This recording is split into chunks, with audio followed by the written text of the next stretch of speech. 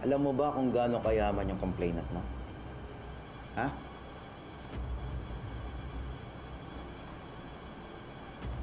Ito. Ang yabang ng gago. Alam mo sabi sa akin? Gulpihin daw kita rito. Gugulpihin niyo po ako?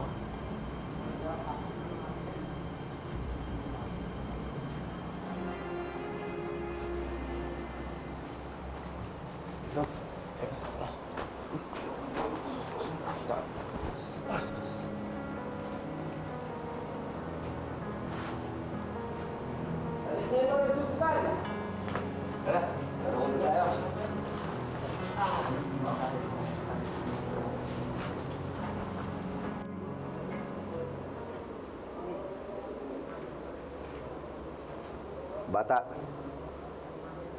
Bata. Oh, magtalukbong ka. Darating yung tatay ng syota mo, baka sabihin hindi kita ginulpe. Kukunin mo ba to? Talagang gusto mong gulping kita? Salamat to. Naging maayos ang pakikitungo ng mayor kay Alfred. Halos naging ama at protektor na nga niya ito sa kulungan. Okay lang kayo, ha? Kain lang. Ano rito? Yung pera dyan. Ha? Hoy! Tigilan mo nga yan!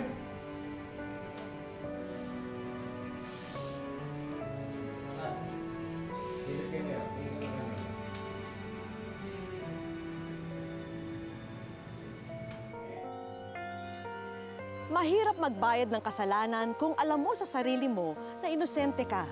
Ganito po ang pakiramdam ni Alfred.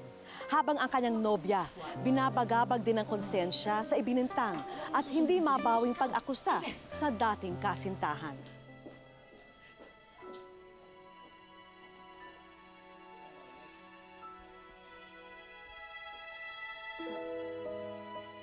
Isang linggo matapos makulong si Alfred, napalaya rin siya dahil walang sapat na ebidensyang nakuha laban sa kanya. Ma'am, pirma na lang po kayo sa logbook. Laya na po yung anak niyo. Nay, sandali lang po. May kakausapin lang po ako mabilis. Sige anak, kabilisan mo lang ha. Maghintay ako sa labas. Sige na. Salamat ho. Sige po.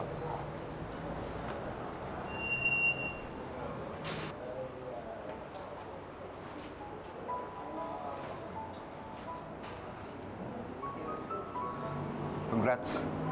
Sabi ko sa'yo, makakalaya ka rin eh. Maraming salamat to sa tulong niyo sa akin, ha. Salamat to at napakabait niyo sa akin.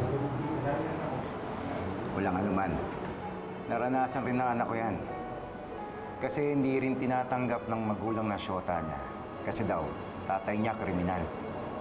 Ayun, hanggang ngayon, galit na galit pa rin yung anak ko sa akin. Magpakabait ka na. Ayusin mo yung pag-aaral mo at sundin mo yung nanay mo. Para wala nang tao na lalait sa'yo. Salamat to.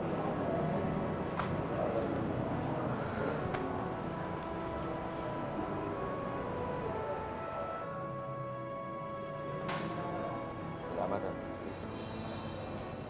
Anak, ba't ang tagal mo? Paalam pa ako kay Mayor eh.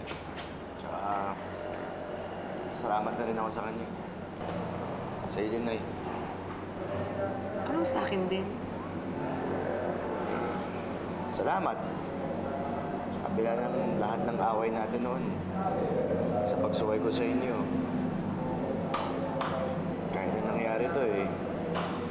Hindi niyo ako pinabayaan. Hindi niyo ako tinakwil. Anak, ba't naman kita itatakwil? Ikaw lang kasi. At ka kasi magka-girlfriend. Tignan mo tuloy yung nangyari. Nauwi rin sa wala. Eh, Nay. Wala man akong girlfriend ngayon. Solve na solve ako sa pagmamahal niyo. Salamat, Nay.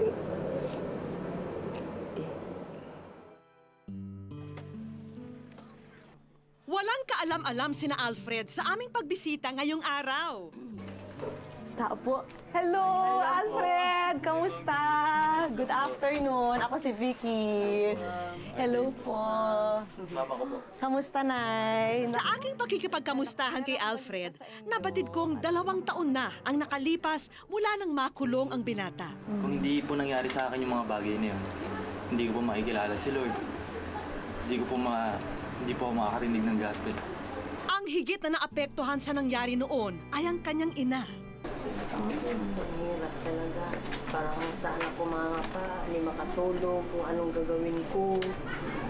Na hindi ano kung nangyari sa kanya sa loob. Nandoon lang siya, doon sa kulungan. Hindi mo alam, binubog na siya. Nandito po tayo ngayon dahil kayo ay nasa wish ko lang. Oo, meron kami yung mga munting sorpresa na sana magustuhan nyo. Naway makatulong ang handog namin para sa pagbabalik eskwela ni Alfred.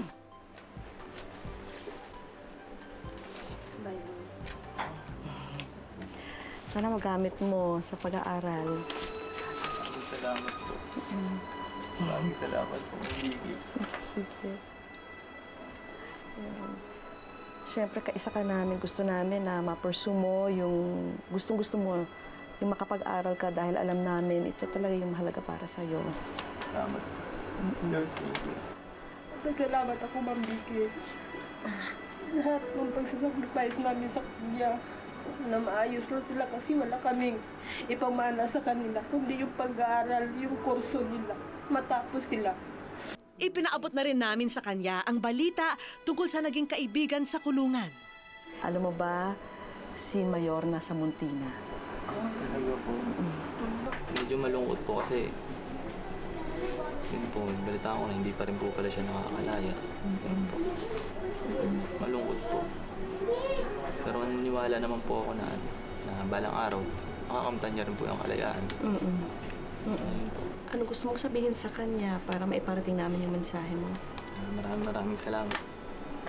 Mayor, pag tulong sa akin sa loob, hindi niyo po ako pinabayaan. Hindi niyo po ako pinayaan na masaktan. Maraming salamat.